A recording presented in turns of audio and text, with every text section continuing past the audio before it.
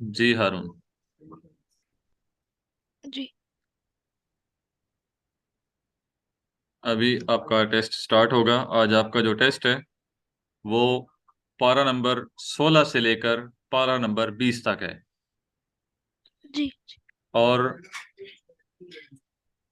जो रूल्स हैं वो ये हैं कि सबसे पहला क्वेश्चन आप पर होगा। आपने अपनी मर्जी से एक रुकू सुनाना होगा। कोई भी रुकू आप जी। अपनी मर्जी से सुना सकते हैं, जो भी आपको आसान लगे।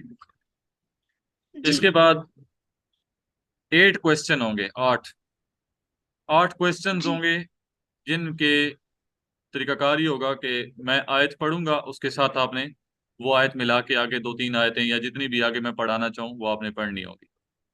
जी। और जो लास्ट क्वेश्चन होगा वो मैं आपको एक रुकू बताऊंगा कि ये रुकू पढ़ें, तो